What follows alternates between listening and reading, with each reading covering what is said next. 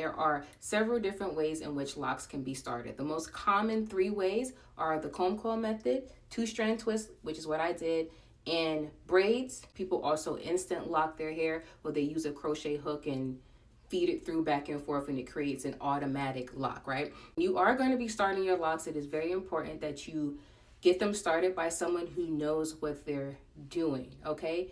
Most importantly, you want to make sure that you are going to someone that knows how to properly part hair, because what happens is as your hair begins to lock over time, you don't want your lock to part ratio to be off. I even had that incident when I first started my locks where a few of my rows in the back where the 2-strand twists were started, they were a little uneven in size, and I'm gonna post a photo right here. And I actually got my locks started by a loctician. So whether you choose to go to a loctician or you choose to do it yourself or you have your friend start it or whoever, make sure they are somebody who knows what they are doing. So the comb coil method is where you take a comb and you coil it around the hairs.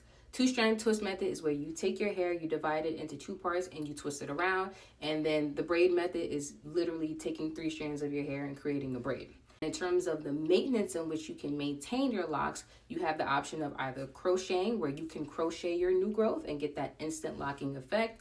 You have the option to retwist, where you can use a comb or your palms and do a palm roll retwist, which is what I do.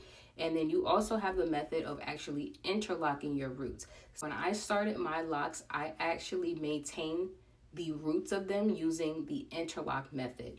That was done for like the first maybe like 6 months of my lock journey. You basically take your lock and you feed it through the root of your hair, and usually in 4 different directions: north, south, east, and west. That maintenance method is something that you do every like 8 to 12 weeks. So it's ideal for people who really don't want to have maintenance done frequently to their hair. It's also very popular among people who are heavy in the gym and who sweat a lot and are worried about their roots becoming frizzy. It creates more of a compact lock, in my opinion, which is why I ultimately decided to stop interlocking my roots, and I instead went over to retwisting, and I have been retwisting my hair for the last like 2.5 years. Yes, you can switch between maintenance methods, okay? It is suggested though that you find a maintenance method that works and stick to it. You don't want to be going back and forth, because then it can lead to some damage and breakage over time, especially depending on your hair type and texture.